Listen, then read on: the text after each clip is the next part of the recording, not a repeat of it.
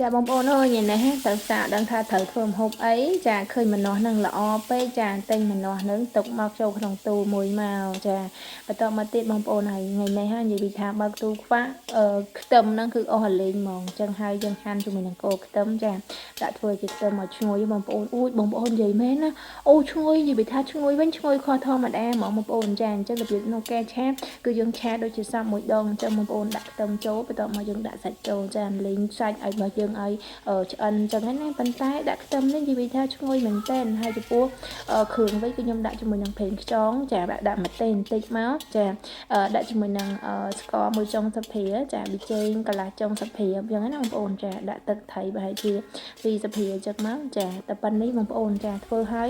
ឆាហើយដឹងតែឆ្ងាញ់ហ្មងបាច់យ៉ាងភ្លក់ក៏ឆ្ងាញ់ដែរហើយបន្លែបងប្អូនចាគឺមានប៉ុណ្្នេះចាហើយសម្រាប់បន្លែវិញបងប្អូនអើយដោយសារនៅក្នុងទូហ្នឹងបើកមកចាមានអីគឺធ្វើនឹងហ្មងបងប្អូនអត់សូវខ្វល់ទេមានអីគឺធ្វើនឹងហ្មងចាឃើញមានល្ហុងដាក់ល្ហុងបន្តិចទៅចាឃើញជំមានជាមួយនឹងខ្ទឹមបារាំងដាក់ខ្ទឹមបារាំងបន្តិចទៅចាយំទៅគ្រួសាររបស់ខ្ញុំស្រួលញ៉ាំ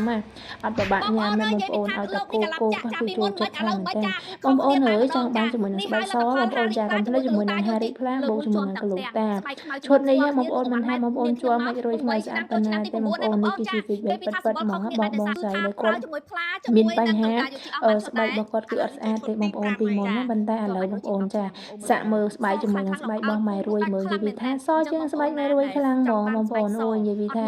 ខ្ញុំនេះលេបទឹកមាត់គឺដែរណាបងប្អូនអើយនិយាយបើនិយាយពីសមឡងនេះចាអ្នកណាត្រឹមបានអ្នកណាមិនត្រឹមប្រើនិយាយពីថាចេញ feedback របស់បងស្រីមួយមកបងប្អូននិយាយពីថាលក់ដាច់មែនតើជាមួយនឹង Harry ផ្លា1គីឡូតែហ្នឹងចាអ្វីសំខាន់ដាក់ទៅស្បែករបស់យើងសមហ្មងបងប្អូនចាធានាហ្មងណាបងប្អូនញ៉ាំត្រឹមតែ3ប្រអប់បងប្អូននឹងឃើញលទ្ធផលហ្មង3ប្រអប់ហ្នឹងមិនមែន3ប្រអប់ធំទេណា3ដបតូចរបស់យើងហ្នឹងណាបងប្អូនចាហើយកំពុងមាន promotion ទៀតបងប្អូនចង់បានឆាតមកបានហើយម្ហូបរបស់យើងនេះបងប្អូនហើយចាឆ្អិនល្មមហើយនាំអធិប្បាយចប់មកសាច់រឿងហ្នឹងចាហើយឥឡូវនេះបងប្អូនចាឆារបស់យើងខ្ញុំឃើញថាវារៀងគោកពេកខ្ញុំដាក់ទឹកបន្តិចទៅដើម្បីឲ្យកូនមានទឹកញ៉ាំដែរចឹងណាបងប្អូនពេលដែលក្មេងៗញ៉ាំគោកពេកក៏អត់កើតដែរបងប្អូនចាហើយសង្ឃឹមថាឆាម្នាស់នេះបងប្អូនណានិយាយថារសជាតិវិញគឺអែមមែនតែម្ដង